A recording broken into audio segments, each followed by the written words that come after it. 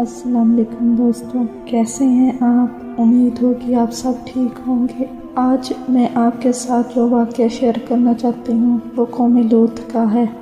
قوم لوط ایسی قوم تھی۔ قوم لوط پر عذاب کس طرح نازل ہوا؟ وہاں ایک ایسی وادی بن چکی تھی جہاں جو کوئی بھی جاتا تو وہاں کے مکین اس کو لوٹ لیتے، اسے سرعام برہنہ کر دیتے اور بدفعلی کا سرعام نشانہ بناتے۔ وہاں گھر سجے ہوئے کولے دیکھتے، مرد مردوں کو للچائی نظروں سے دیکھتے تھے۔ انہوں نے اپنی نفسی اور جسمانی خواہشات کو پورا کرنے کے لیے عورتوں کی بجائے مردوں کے ساتھ مردوں کی جانی فروخت کر لیا تھا، اور عورتیں اس میں برابر کی شریک تھیں۔ عورتیں بھی ان کے ساتھ شامل تھیں، اور انہوں نے حد اس دن پار کی جب حضرت لوط علیہ السلام اللہ کے بھیجے ہوئے 2 فرشتے آئے۔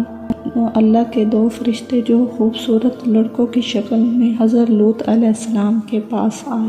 تو یہ خبر حضرت لوط علیہ السلام کی بیوی، جس قرآن میں جس کے بارے میں یہ کہا جاتا ہے جو سب سے پیچھے رہ جانے والوں میں شامل تھیں، اس نے جا کر اس گروہ کو دے دی۔ یہ خبر تمام لوگوں کو پتہ چل گیا۔ وہ لوگ گروہ در گروہ دروازے توڑنے لگے، وہ ڈرنے لگے۔ ان کے ذہنوں میں انہیں 2 فرشتوں کے بارے میں خواہشات نفسانی ابھر آئی۔ وہ ترانے الاؤ دے رہے وہ چاہتے تھے جو حضرت لوط علیہ السلام کے پاس مہمان آئے ہیں انہیں کسی طرح حاصل کر لیں۔ حضرت لوط علیہ السلام انتہائی رنجیدہ ہوئے۔ فرشتوں نے کہا کہ آپ پریشان نہ ہو، ہم اللہ کے فرشتے ہیں، یہ ہم تک تو دور کی بات یہ آپ تک بھی نہیں پہنچ پائیں گے۔ رات اللہ نے حفاظت کے ساتھ گزاری۔ اگلے روز جب سب مرد انتہائی للچائی نظروں کے ساتھ آپس میں سر جوڑے اس بات میں مشاورت کر رہے تھے، آپس میں منصوبے بنا رہے تھے کہ ان مہمانوں کو کیسے حاصل کیا جائے، اتنے میں اللہ کی طرف سے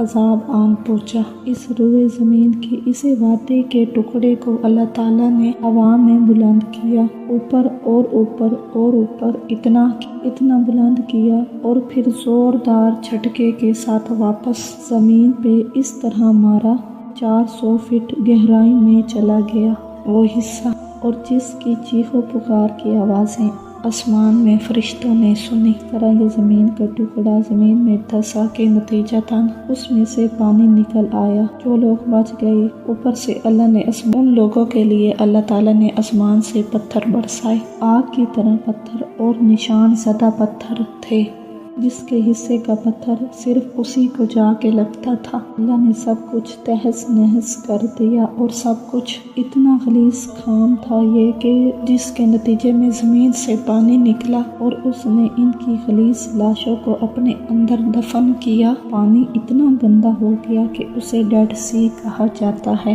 بحیرہ مردار کہا جاتا ہے، جس میں زندگی کا تصور آج تک پیدا نہیں ہوا۔ کوئی زندہ مچھلی نہیں ہے، کوئی مینڈک، کوئی بھی زندہ جاندار اس میں نہیں ہے۔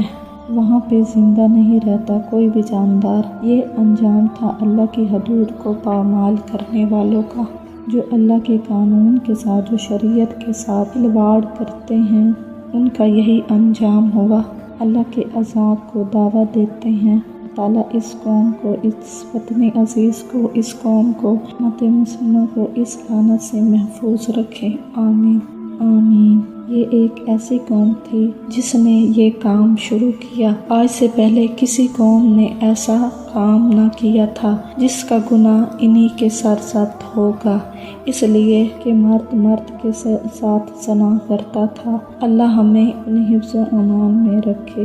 اگر آپ کو میری تحریر پسند آئی ہو تو پلیز چینل کو سبسکرائب کریں اور بیل آئیکن کو دبائیں۔ شکریہ۔